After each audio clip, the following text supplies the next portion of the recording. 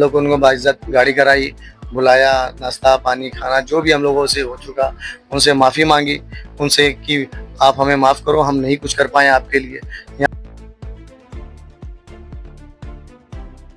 Cancellation करना था तो मेरा जिस कंपनी ने पैसा लिया उसको रिफंड करना चाहिए था ना, वो मुझसे बात नहीं कर रहे हैं। और सिर्फ क्या इसमें कोई दबाव था उसमें कि कारण करने का कि इसमें, क्योंकि ये तो हमेशा की चीजें चलती चली आ रही हैं।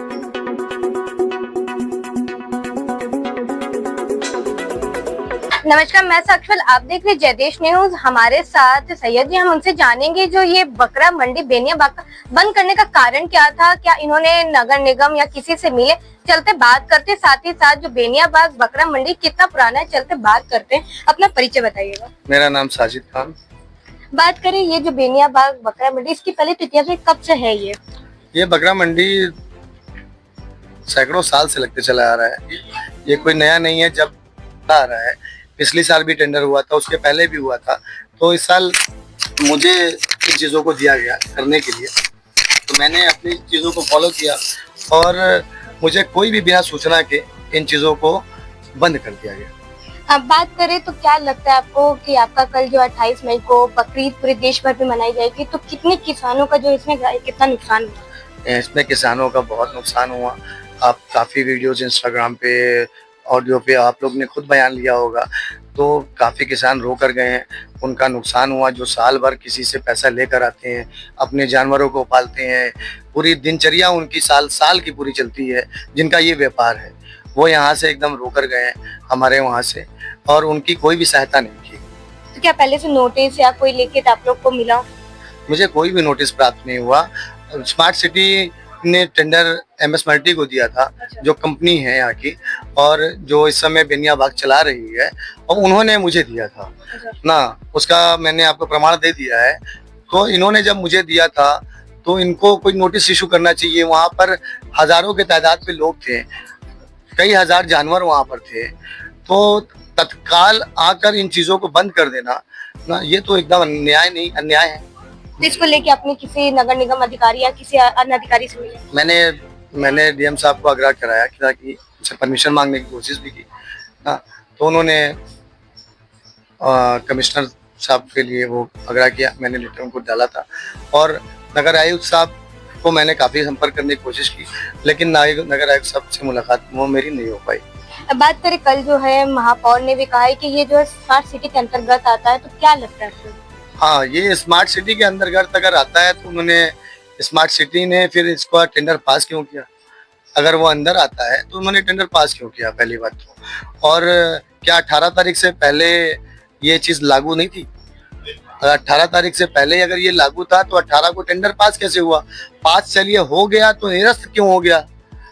ये अगर समय सीमा एक बाधित दी गई है हमको 10 दिन, तो 10 दिन के बाद उसको क्लियर वो करना चाहिए। क्या किसी दबाव के कारण ये हुआ? क्या इसमें कोई दबाव था उसमें कि कारण करने का कि इसमें, क्योंकि ये तो हमेशा की चीजें चलती चली आ रही हैं। बात करें तो स्मार्ट सिटी टेंडर जो आप कह रहे हैं, तो एक बार पास करता है फिर वापस ले लेगा, तो आपको क्या लगता है इसमें किसकी क्या गलती है?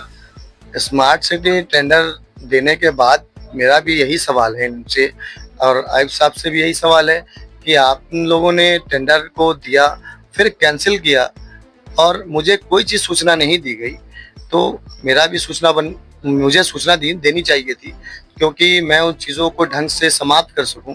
अगर कैंसिलेशन करना था तो मेरा जिस कंपनी ने पैसा लिया उसको रिफंड करना चाहिए था ना, वो मुझसे बात नहीं कर रहे हैं और सिर्फ वक्त दे रहे हैं अभी भी। तो मुझे, मेरी ये उनसे वो है कि मेरी भी पैसे को वो रिफंड कराने की कवायद करें।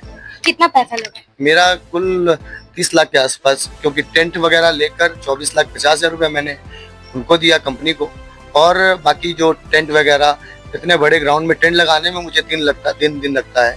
क्या मुझे कंपनी टेंडर इसलिए मिला था कि आप टेंट लगा लो, सजा लो, व्यापारियों को बुला लो, फिर उसको बंद कर दिया जाएगा?